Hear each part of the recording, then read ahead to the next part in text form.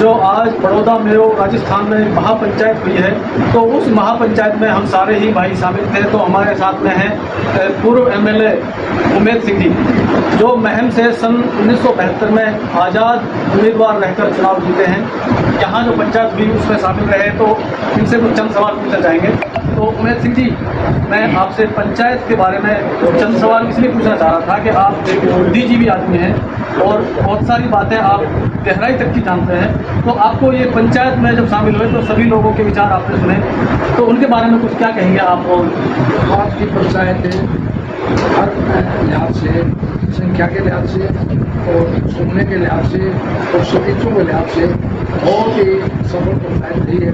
कोई हेड सभी नहीं हुई। भारतवर्ष को एक करने के बाद, समाज को एक करने के बाद सभी बदलाव नहीं हुई। और झूठे ढोल की बात, हिंदू मुस्लिम एकता की बात की, झूठे ढोल की बात। तो जैसे 28 तारीख को यात्रा निकालने का ऐलान कौंडली पंचायत में किया गया था, और वो लोग कह रहे थे कि चाहे हमें सरकार की तरफ से मंजूरी मिले या ना मिले, फिर भी हमें अपनी यात्रा निकालनी है। और जो धारा 144 अभी भी लगी हुई है, तो उसके आधार पर और यात्रा निकालने को लेकर आप क्या कहेंगे? मैं ये मानता हूँ यात्रा निकालने का सबको, परंतु यात्रा धार्मिक हो, आक्रमण या दुकानदारी चलाने के लिए यात्रा केवल धार्मिक यात्रा।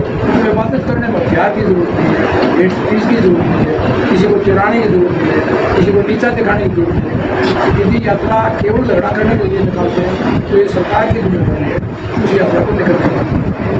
जो लोग धर्म के ठेकेदार बनकर और लोगों को लड़ाने की कोशिश करते हैं, उनकी बातों को सुनकर और उनके दावों में फंसकर जो लोग लड़ते हैं, आप उन लोगों को क्या कहना चाहेंगे? कुछ आदमी तो मैंने कहा कि यही स्वार्थ है, और कुछ आदमी बैक आदमी करते हैं। अब ये बड़े बड़े लड़के तो कई यात्रा नहीं आते, अमित शाह का लड़का नहीं आता, राजनाथ का लड़का नहीं आता, मोदी के परिवार के बच्चे नहीं आते। मोदी के तो बच्चे नहीं है, मोदी के बच्चे कहाँ से? परिवार के बच्चे का कई भाई हैं मोदी के बच्चे, मोदी के परिवार के। कहने का मतलब है जो ऊपर कुर्सियों पर बैठे हैं, जो रात को भोग करे आई सब तरह एमएलए है, एमपी है, उनके किसी यात्रा में शामिल नहीं होते। ये गरीब आदमी नहीं के ठेका उठा रखा। तो आम जनता को इस धोखे से कैसे बचना चाहिए, ये समझाएंगे? इसका यही है कि एकता दिखाएं। मैं कुछ टाइम समय निकला तो आज एक सबसे प्रार्थना कि यहाँ बैठ के हमें एक पूर्ण करके जाए। एक महीने हम दूसरे तरफ के एक आदमी से मित्रता है और उसको कहेंगे भाई एक से तू और अपना पक्ष समझाएंगे। एक हिंदू को मैं एक मुसलमान से जरूर आप मित्रता करो और उसको अपना पक्ष समझाओ।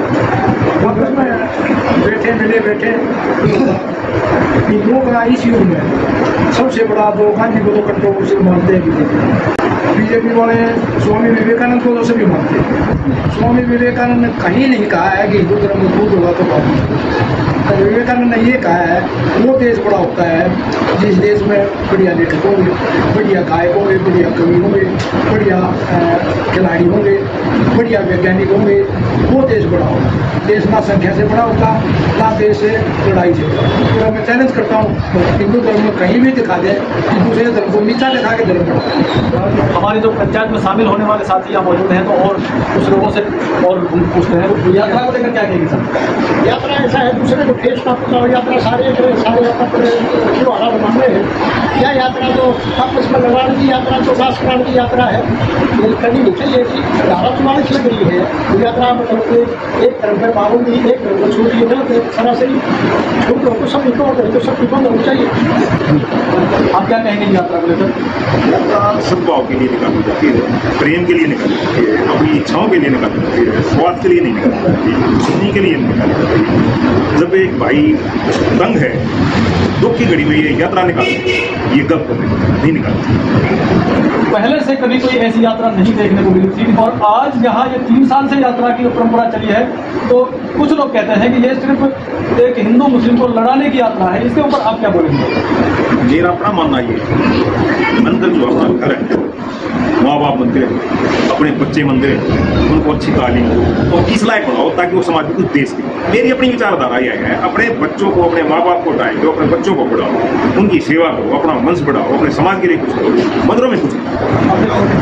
तो वकील साहब, आप अपने मेवात में जैसे पहले भाईचारा चला आ रहा था, और इस यात्रा को लेकर जो यहाँ दंगा हुआ नूह में, उसमें उस दंगे की वजह से भाईचारे में बहुत बड़ी खटास पैदा हो गई है, तो इसके ऊपर आप क्या कहेंगे? यात्रा में किसी भी तरीके का जो ज्ञान लेके जाना, ये कोई भी धर्म किसी चीज़ को ही खराब नहीं करता। और किसी धर्म में लिखा भी नहीं। मैं समझता हूँ यात्रा से परेशानी नहीं, परेशानी है कुछ इन बातों से कोई कुछ लोग इन यात्राओं के पीछे जो राजनीति करने की कोशिश करते हैं, जैसे यात्रा वो चीज़ें ठीक नहीं। तो और कुछ कहना चाहेंगे? मैं बात वासी मैं तो यही कहना चाहूँगा कि ये जो हुआ है वो असहनीय है, दुखद है।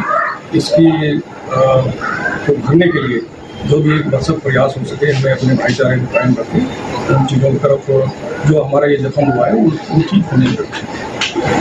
एक ग्राम पंचायत सिहावली से सरपंच हैं, तो सरपंच साहब आप क्या कहेंगे? पहले तो मैं धन्यवाद देना चाहता हूँ जितने भी लोग इस देश से कोने कोने से आए हैं, सभी जाति और धर्मों के 36 बिरादरी के आदमी सभा में शामिल हुए थे। और जैसे एमएलए साहब जाति और धर्म से अलग हट के काम करने वाले आदमी हैं, ऐसे आदमियों को मैं धन्यवाद देना चाहता हूँ बहुत ही ज़्यादा, क्योंकि मेवात की एकता को बनाने के लिए इन्होंने बहुत ज़्यादा मेहनत की है।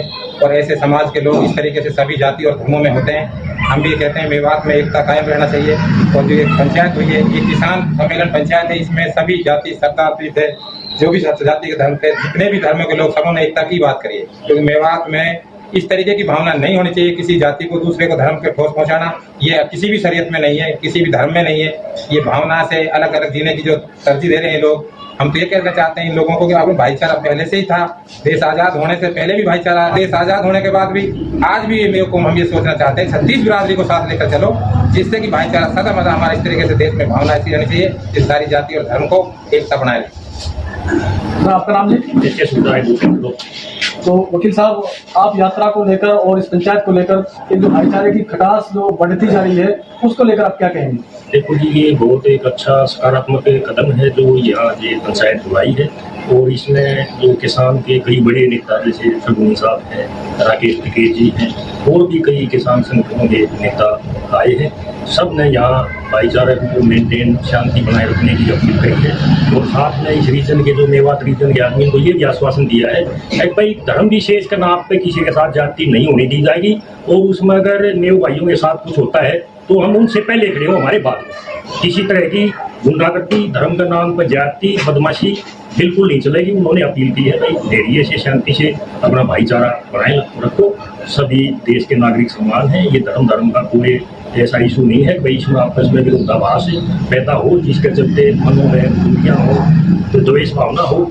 सभी धर्म समान है, सभी को समान हक है, किसी के साथ जाति नहीं होनी चाहिए। धार्मिक तौर पे जो दंगे होते हैं, उन दंगों को लेकर लोग कहते हैं कि ये दंगे सरकार के द्वारा कराए जाते हैं ताकि उनको वोट बैंक का फायदा हो सके, तो इसको लेकर क्या कहेंगे?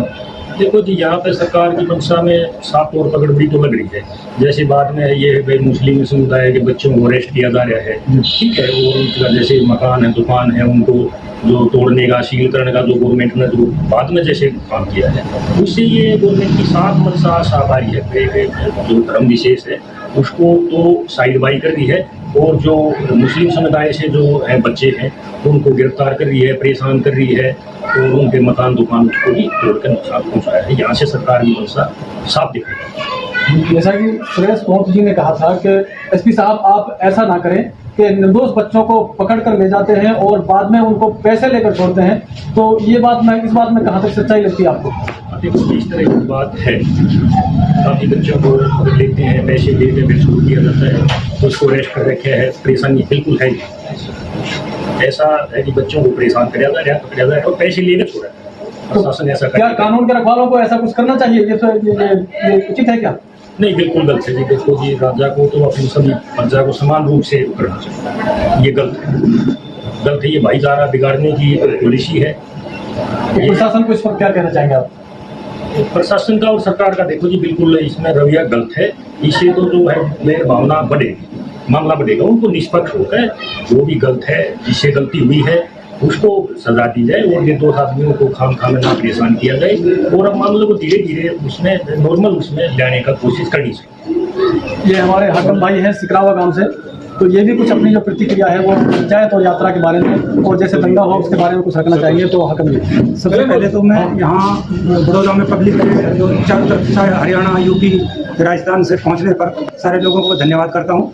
तो सबसे बड़ी अच्छी बात है जो मुझे पंचायत में मिली, वो ये मिली कि भाई यहाँ लोगों को सबको साथ रहकर भाईचारे का पाठ पढ़ाया गया। ये सर अपील की गई कि जहाँ मुस्लिम थोड़े हैं वहाँ हिंदू भाइयों को आगे आकर उनकी रक्षा करनी चाहिए, उनको प्यार देना चाहिए, और जहाँ हिंदू भाई थोड़े हैं और मुस्लिम ज़्यादा हैं वहाँ मुसलमानों को उनकी रक्षा करनी चाहिए और उनको प्यार देना चाहिए। इस बात का मुझे सबसे अच्छा इस पंचायत में लगा, और पंचायत में सारी बातें भाईचारे के लिए, बच्चों को पढ़ाने के लिए, कौम को आगे बढ़ाने के लिए ऐसी बातें करी गई। और फिर भी अगर सरकार आपके साथ नाजायज करती है तो यूनियन के जो पदाधिकारी उनकी तरफ से बोला गया हम अगर ये सरकार कुछ करेगी तो हम आपके साथ हैं।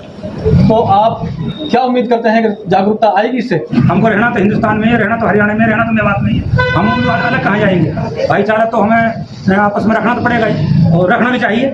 तो कुछ जनता को संदेश देना चाहिए? हाँ, जनता को ये संदेश देना चाहते हैं कि इस भाईचारे को बना कर रखें, और इसमें सबको ही फायदा है, हम हिंदू को, मुसलमान को, सबको फायदा है।